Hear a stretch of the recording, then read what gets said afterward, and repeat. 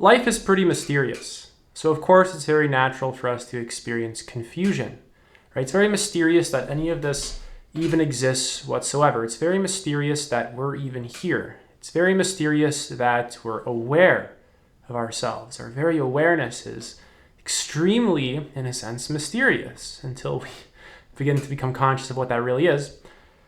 But in this video, I want to help you to learn how to relate to feelings of confusion, and I want to put confusion in its proper context. I want to help you to build forms of lasting clarity within yourself that are very authentic and natural, right? They're genuine for who you actually are. So we have to understand that our life unfolds in various chapters and phases. And I'm sure you can probably already use this idea to begin to organize your life, right? Maybe you went to school for 4 years and then maybe you worked for a bit and you weren't really quite happy in school. Maybe you weren't quite happy in work. Maybe you got into a relationship. Maybe you broke up. And we can see that there's all these kinds of chapters and phases. And then there's a sort of in-between of the chapters and phases. And it's especially in those in-betweens where one thing's coming to an end and another thing really hasn't quite started yet. So it's very natural, and especially those moments, for us to experience confusion and uncertainty. And this is especially important for young people because growing up in society, no one is ever really helping you whatsoever to get clear about your life. You're kind of just told to stay in school, and it's vague advice that's very corny and doesn't actually help you whatsoever. And you don't really almost ever find lasting help, something that just really fits you. You don't really find a root solution to the problem that you face of being lost in your life, not knowing what you want to do, not knowing what you want out of a sexual partner. You don't really have a vision for your life. You don't really know how your own psychology works or your own mind. You don't really know how to begin mastering yourself and your emotions or anything like this. Right? You're kind of just taught that, if you stay in school, then you'll succeed and you're good and all this. And if you don't, you're going to die and it's terrible. And of course, some part of us deep down really feels that advice was kind of full of bullshit. That there was just something more going on, that of course, that advice just isn't enough. There's got to be some sort of real solution to the problems that I face in my life in terms of what do I do, right? Who am I? How do I relate to my confusion? Right? How do I relate to my uncertainty? Right? So this video is going to begin to put these feelings and all this phenomena into its proper context. So a massive aspect of the current sense of certainty and the sense of knowing what everything is and the sense of, just being in the known. I'll just leave it at that. A lot of this that we experience is actually built upon the avoidance of uncertainty. It's actually built upon the avoidance of really not knowing a damn thing. It's built upon not actually knowing what we are, what objects are, what anything in our experience really is. Our mind actually covers up our not knowing, our uncertainty, because really we have to survive. We're born into the world, we have to survive, we have needs, we need to connect to other people, we need food, we need shelter, we need money, we need self-esteem, we have to feel valued, we need love, right? We need all this kind of stuff. And quickly, basking in our own uncertainty isn't very helpful for our survival, right? Because right away we have to start surviving. We have to learn how to get our needs met. So we cover that up with a false sense of security, a false sense of knowing, a false sense of certainty. And of course, this comes back around later in life to bite us in the ass. The illusion of security, the illusion of certainty, the illusion of knowing that we have constructed ultimately crumbles at one point or another. We feel insecure, right? We feel unsafe. We feel confused. We feel like deep down, we're not really certain about what anything is or where anything is really going. Right? Deep down, if we're honest with ourselves, especially as a species, we do not know a thing about the world that we actually live in the ways that our mind likes to think that it knows, in this very conceptual way of labeling and organizing and adding words and language to experience. Right? All this phenomena is a survival mechanism. It's great, it's very useful, but it covers up layers of us that exist, of course, inside of us that need to be examined if we want to actually not be confused about our lives, if we want to actually learn how to create deep and lasting clarity, and if we want to learn how to simply relate to the experience of confusion and uncertainty. So in the midst of your confusion, of your uncertainty, of your not knowing, you don't want to actually avoid the pain of it, because confusion, not knowing, uncertainty, all this stuff is ungrounding. And as humans, we want a sense of ground, a sense of security. But embrace the groundlessness. Embrace the sense of free fall. Embrace the pain that comes with that experience. It's not going to last forever. But your avoidance of it is actually a part of the problem. Right? So really allow yourself to just get comfortable with the discomfort that you experience. Really allow yourself to just feel the sensations of it. If you try and force yourself out of it, it's not going to work. If you try and cover it up with a new shiny object to chase after, how long is it going to be until you have the exact same problem? Because the phase that you were in, or the chapter of your life that you were in, comes to an end, right? And then a new one's going to begin, right? So instead of just like chasing this new thing, really learn to get comfortable with where you are at presently. Because all you're ever going to have in your life is where you are presently. And if your relationship to the present experience is one of avoidance, rejecting, attacking, grasping, clinging, it doesn't matter even if you get what you want, because your inner psychology is wired in such a way so that you quite literally cannot actually enjoy life. Your inner psychology is wired in such a way so that you will experience a lot of unnecessary suffering.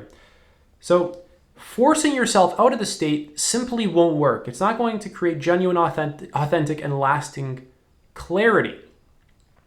So now that we've established a little bit of a ground here of just accepting where you're at, now on top of this ground, we can begin to build upon it in a really meaningful direction, right? And the reason why we have to come to accept where we're at is because this is what's true.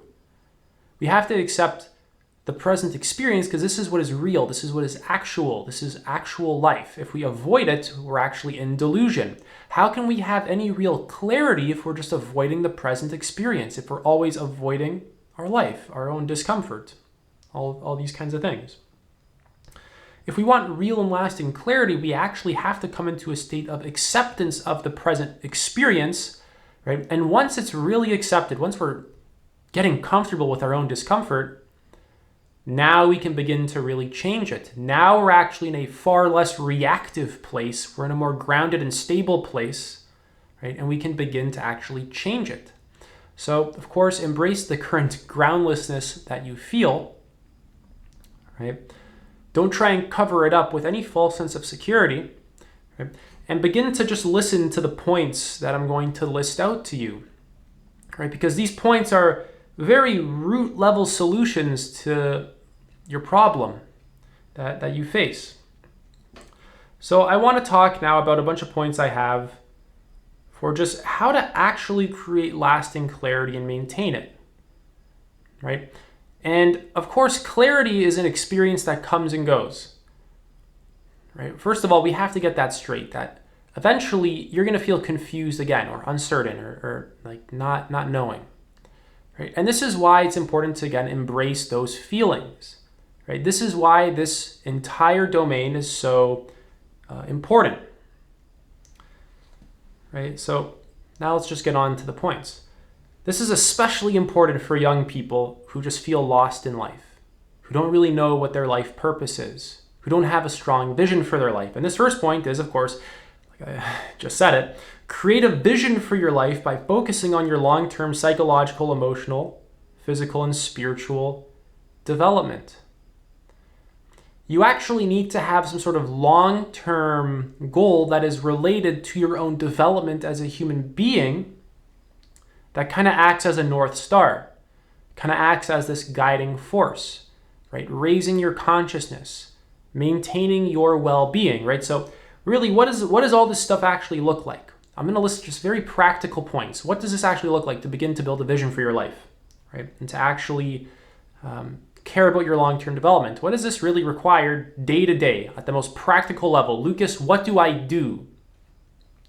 Have a clean physical environment, right? Actually clean up your physical space. If it's disorganized, if it's gross and there's a bunch of just dust and it's dirty, right? This is actually going to really infect your mind.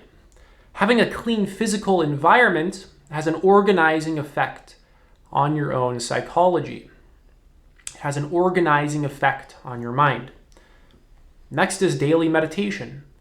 Set aside structured time every single day to actually meditate, to actually accept the feelings of confusion that you experience, to actually not resist and fight and struggle against yourself, right? And then the next time you experience confusion and uncertainty, you can actually get even more comfortable in those sensations. So it's your avoidance of this problem and these sensations that really creates a lot of the suffering, right? And then it's the fact that most people don't have a roadmap for how do I create lasting clarity, right? It's this combination of things that keeps people trapped in this kind of cycle, right? They don't really know how to get clear about themselves, right? And of course, we have to be very careful here because we can BS ourselves and say, yeah, I'm clear myself. When in actuality, what did I say at the beginning of this video? A lot of our clarity, right, a lot of the sense of knowing, a lot of our sense of certainty is actually built upon a deep sense of not knowing. It's an avoidance of it so that we can continue on with our life doing the same old, letting our conditioning run the show so that we can survive.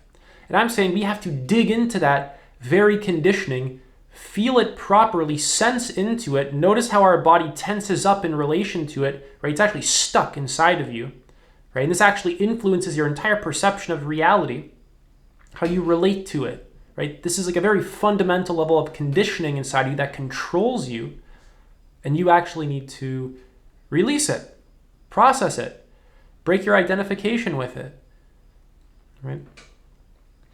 So moving on after daily meditation is meditation retreats, long Vipassana retreats. This is incredibly helpful. These are some of the most powerful things you can do in your life. Next is just reading books. Buy some books and read them. Buy some self-help books. Buy some books on psychology, dating, career, health, whatever it is, whatever interests you, creativity, things like this. Next is journaling, daily physical exercise and stretching. Have a flexible body. Actually stretch your body. You want your muscles to actually work properly by stretching them.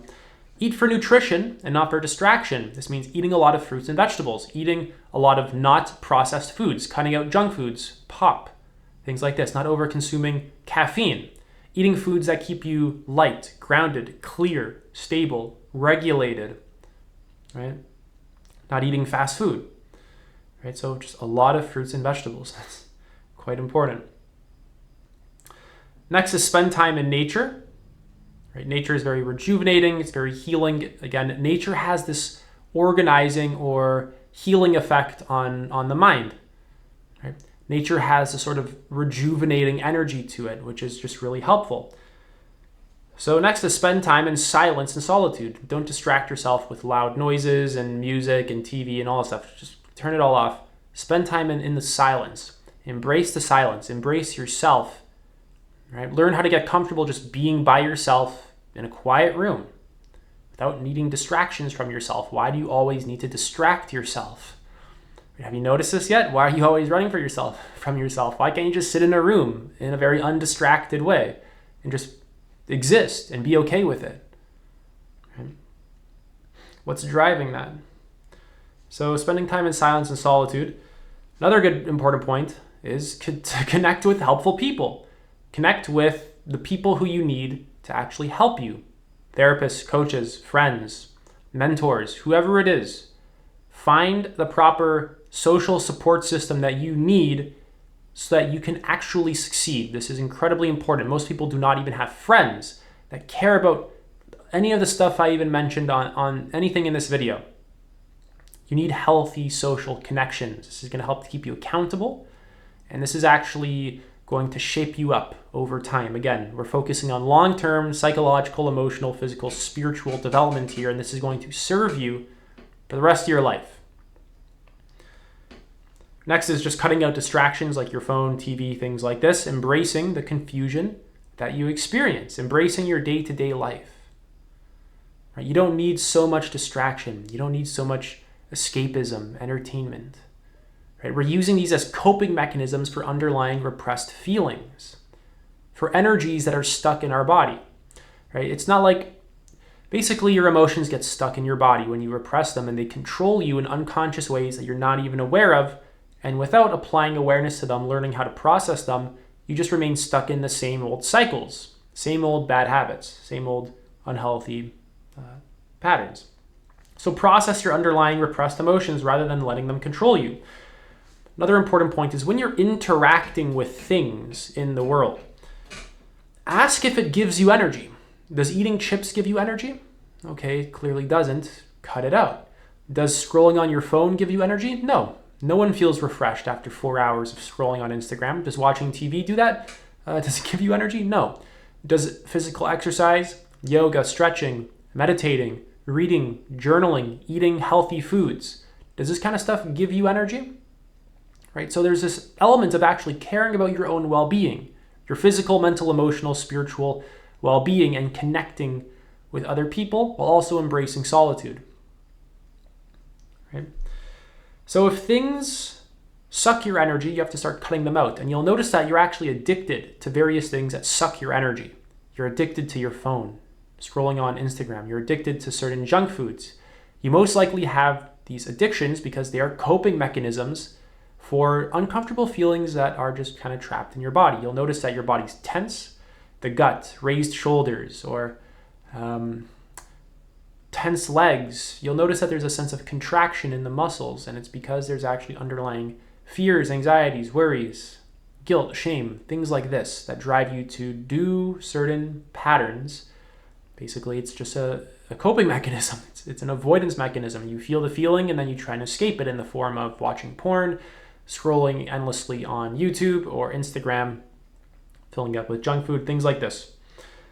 Right, so you need to process those underlying emotions that drive you to remaining stuck in these patterns.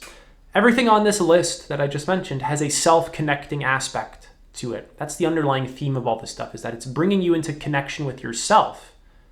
Right? It's bringing you towards yourself rather than escaping the self, distracting yourself from yourself rather than an avoidance of self. Right? Each one of these things allows you to embrace yourself in the present as you are, right? And to actually allow your energy and your body to move in a healthy way and allow you to be healthy. These are all very core things. Next is get clear about your values. Contemplate your core values. Do you really know what your core values are in life? Don't force it to come out, right? I help people to do this kind of stuff in my one-to-one coaching. And I've spoken to people who just, I'll be like, yeah, do you know your core values? And they'll just immediately start like conjuring up some random set of values. And it's like, those aren't your core values. You just made them up. You just kind of just made them up right now. Not really, you haven't really dug into it for more than 5 seconds, right? So over the next month, contemplate, what are my top 5 to 10 values, right? Get clear about them, write them down. What do they mean to you? How do you practically live by them? And you don't want to turn this into like the 10 commandments. You don't want to be fixed or rigid about them. Your values will evolve and change over time, right? So allow yourself to be flexible with them, but really start to get clear about what is it that I value. Maybe it's creativity, right? Take some personality tests, the Myers-Briggs, the Big Five, right? Actually do things that, excite you. Just allow yourself to explore life and see what excites you, see what gives you energy. Maybe connecting with people gives you energy. Okay, I value connection. Oh my God, yeah, it feels awesome to be connecting with the people I love. Of course I value connection. Oh, it feels great to maintain my well-being. Okay, I value health, of course. Oh yeah, I really do value my art, my creativity. Okay, I value creativity. Oh, I value this consciousness stuff that Lucas keeps teaching on YouTube. Okay. I get it. Like some of these are my core values, right? And it's like, get crystal clear about what these are in your own mind, right? I offer one-to-one coaching. I help people with this stuff all the time. So my next point is get clear about what intrinsically motivates you. Follow your intrinsic motivation, not just extrinsic motivation. Explore life openly. See what you love. See how different things make you feel. A lot of people don't really explore life in a very open way, in a way where they really allow themselves to engage in what their intrinsic motivation has guided them towards. So what is intrinsic motivation, for those of you who don't know? It's an inner form of motivation that comes from you, and it's usually related to feelings of purpose, mastery, curiosity, creativity, excitement, passion, etc.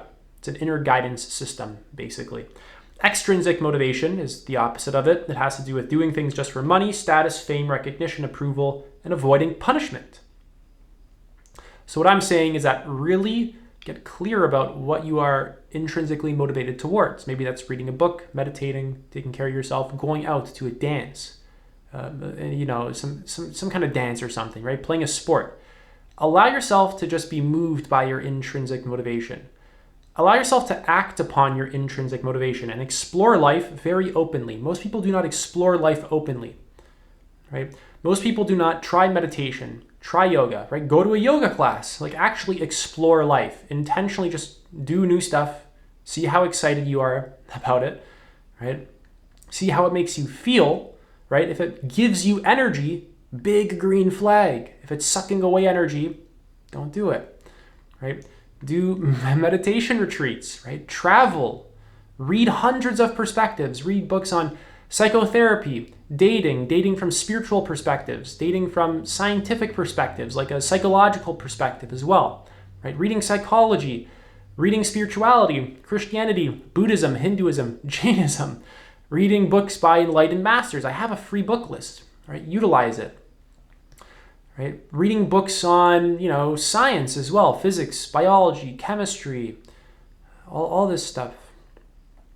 Right? You want to explore a lot of perspectives as well. You want to explore your inner world and your outer world. You want to explore the realm of your own psyche. This is fundamental. You need this, really. You want to explore various points of view and perspectives so that your mind doesn't become dogmatic and rigid, but you can actually swap between various points of view. Right? Almost like you can just take off, you basically treat each point of view like a pair of glasses. You just take off the pair of glasses, put on another one, and it's like you put on another point of view, and you can just keep doing that. Right? You have all these points of view. Right? You're just not ideological, not dogmatic, right? Exploring for the sake of exploring and testing these ideas as well, right? So most people don't really explore life openly. Right? They don't explore their inner world whatsoever, and they don't even explore the outer world very well. Go to yoga classes, go to some dance classes, go play sports, travel, talk to new people, right? Just go look at the external world outside of the realm of your own comfort and familiarity. And basically what we're doing here is we're exposing you to a lot of different experiences, and you can see, what am I the most excited by, right? What feels the most aligned with me? What is the most aligned with my core values? Right, this is really important, because once you find a lot of the things that are aligned with your core values, with like a very deep part of your soul, a deep part of your being, a lot of these things you're not really just going to like give them up. Right? There's very core trends between various things. So maybe you like music, right? And an underlying theme. So let's say you like music and you like, let's say, philosophical or just big picture thinking. An underlying theme to those two is creativity, right? So you really value creativity. Creating things makes you feel good, right? So you can really see what I'm getting at here, right? Just really exposing yourself to life and just allowing these things to kind of mark you, right? To kind of just leave a bit of an imprint on you so that you're just familiar with them, allowing experiences to just kind of shape you up and really moving towards the experiences that feel aligned with you. The keyword there is actually feeling. It's not actually as logical as we like to put it. A lot of this is more emotional, it's more intuitive, and it has a lot to do with instincts. This is how you're really going to find a deep sense of meaning and clarity. This is how you're going to find a really true sense of direction in your life. Your ideas are kind of just like a roadmap that you use, right? It's a map for navigating the territory that we call life. That's what this video is. I'm just giving you a map for guiding you through your situation, right? Don't become too attached to the ideas. Just act on them, test them out. If they don't help you, toss them away. They're garbage. If they help you, good. That's it for this video. I'm offering one-to-one coaching. You can apply to work with me. The link is in the pinned comment and the description. Take it easy.